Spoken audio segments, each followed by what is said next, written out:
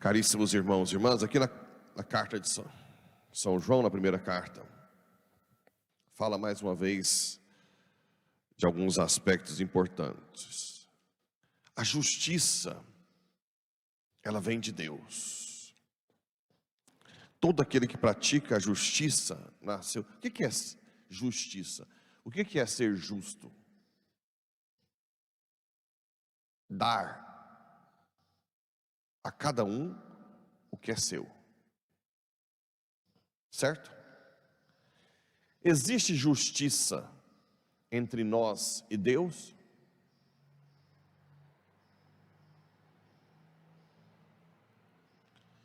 De uma forma rigorosa, não.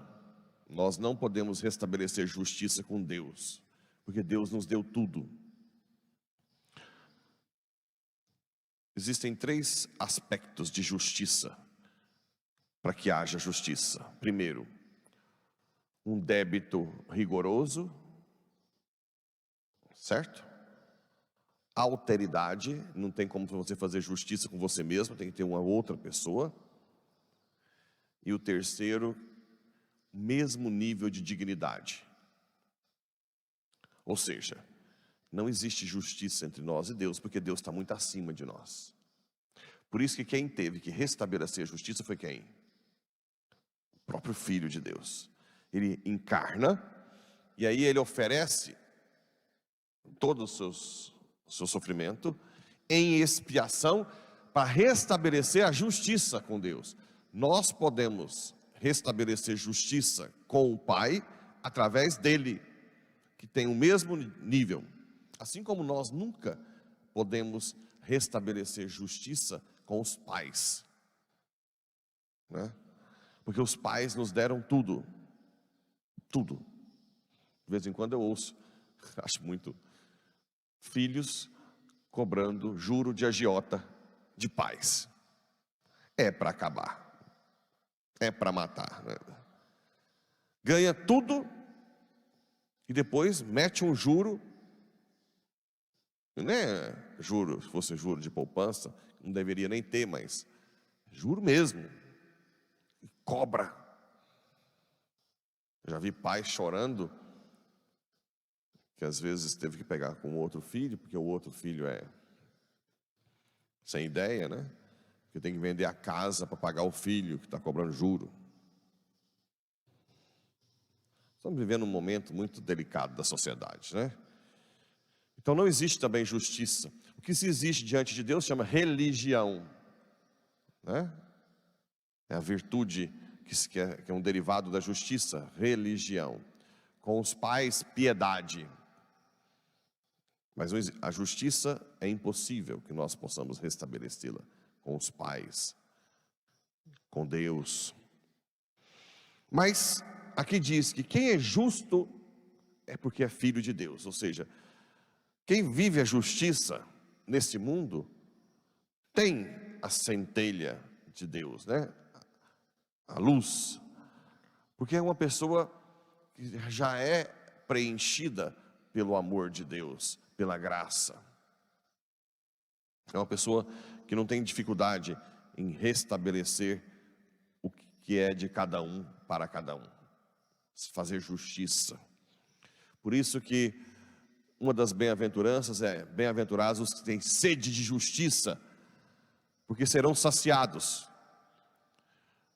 Por mais que esse mundo seja injusto, e cada vez mais injusto, Deus vai restabelecer a justiça no mundo no final dos tempos.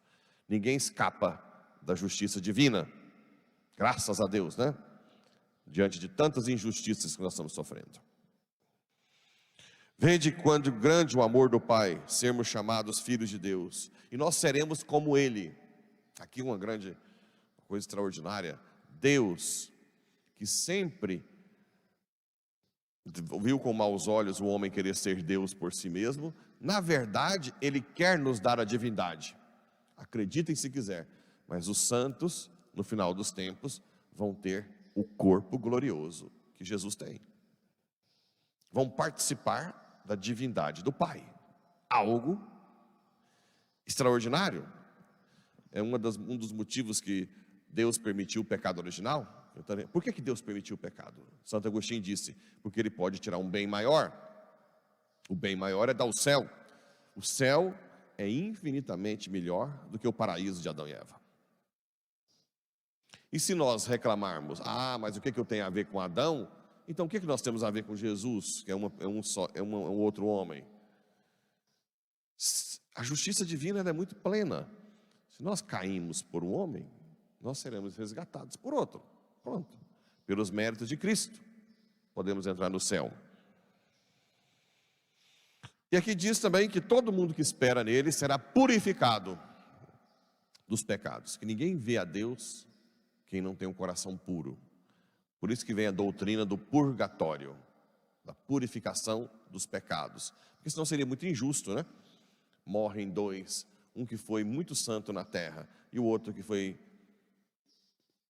um canalha. Depois ele converte no final da vida e os dois vão normalmente para o céu. Não. De acordo com os atos da terra, você vai ser purificado no purgatório, com a dor extrema. 1 Coríntios 3,10. As obras que estão alicerçadas em Cristo permanecem. Aquelas que não são alicerçadas em Cristo serão queimadas como fogo. Esse fogo seria o purgatório, né? E assim, outras passagens que nós temos. Segundo Macabeus também, a passagem de Judas Macabeus, que reza pelos soldados que estavam com idolatria, né? Então a doutrina nasce. Ninguém que não é puro não pode ver a Deus. Por isso que tem que ter o purgatório. Seria totalmente injusto se não existisse o purgatório. E não tem necessidade de ter a palavra purgatório na Bíblia.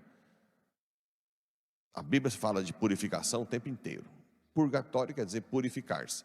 Não é um terceiro estado para sempre. Quem está no purgatório sempre vai para o céu, né? E depois nós temos no Evangelho esse momento em que João Batista diz que já sabia pelo Espírito de que aquele que descesse a pomba era o Filho de Deus.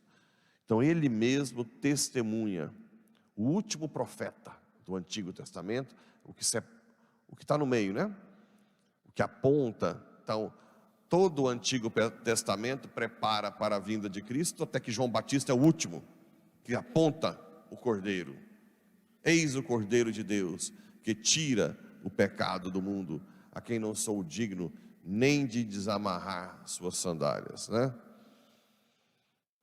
Esse que deveria ser que deve ser a nossa missão, apontar Cristo, apontar o Cordeiro, tanto com as palavras quanto com a nossa vida, né? Sempre lutar. Claro que Cristo, hoje apontar Cristo é apontar a doutrina católica, é apontar a luta pela vida, né? Defender crianças, idosos contra esses canalhas que querem matar criança no ventre e matar idosos com aborto e eutanásia. É claro que hoje defender Cristo é defender a liberdade contra quem quer ser ditador e assim por diante. Não é que nós temos que sempre falar só Cristo de uma forma transcendente. Cristo que encarnou, que deixou a sua doutrina, que deixou o seu caminho aqui. É esse Cristo que nós temos que apontar. Nós não podemos ser alheios, isentões. Temos que tomar posições, custe o que custar. Mesmo que custe a nossa vida. Claro que ninguém consegue dar a vida por si. Quem não reza e não tem a graça diária da chamada martiria. A martiria é a morte diária para si. Quando a gente vem para a missa, vocês nunca pensaram nisso, mas quando vocês vêm para a missa, vocês vêm para morrer para si e Ele viver em nós. Por isso que aqui é um sacrifício. Por isso que você tem um ofertório, porque aqui vai ter uma morte e uma ressurreição.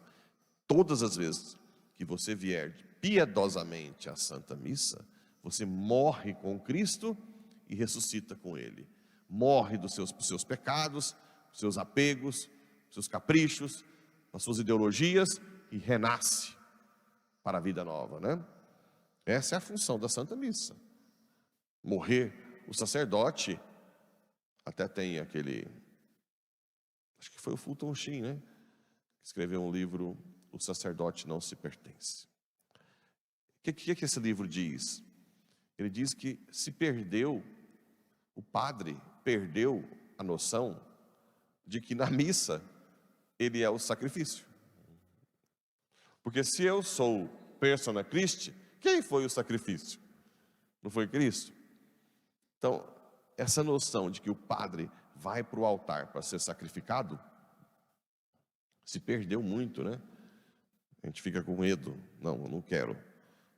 Só quero até certo ponto. Depois o senhor vai sozinho, Jesus. Não, né? Eu também, se fosse humanamente falando, preferiria que ficar de fora. Mas não tem jeito. Pela graça, eu tenho que participar do sacrifício de Jesus.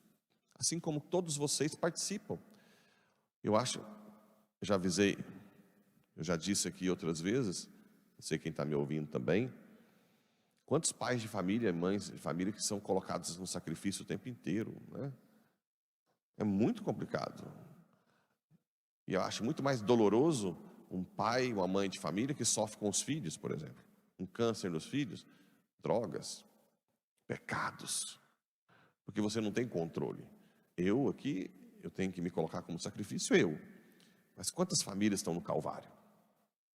Sofrendo dia e noite, né? Outro dia não, até um tempo, veio um pai de um rapaz drogado que estava dormindo na carroça no fundo, porque o filho falou que ia matá-lo. Eu pensei, meu Deus, mas que situação dramática. O próprio filho, né? Então todo mundo passa pelo Calvário, porque nós somos o corpo de Cristo. Corpo de Cristo. Se Cristo foi, né, nós iremos. E como iremos agora, né? E nós temos que imaginar que o padre tem que ir primeiro.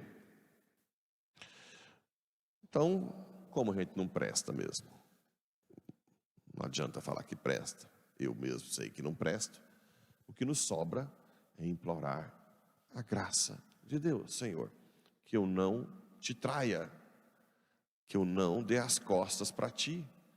Eu sei que eu posso te negar, e eu te negarei se o Senhor não me ajudar.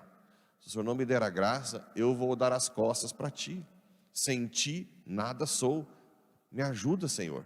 Me ajuda a ser perseverante até a morte. Eu não sou capaz, Senhor. Me ajuda. Eu falo isso para Deus o tempo inteiro. Senhor, me conduza. Não deixe que eu dê as costas para ti. Me ensina a te amar. Aí uma coisa interessante, né? Quando você ama muito, você aceita sacrifício. Então, a jogada é essa. Pede o amor para Jesus, que acaba que você se sacrifica por Ele. Assim seja. Amém.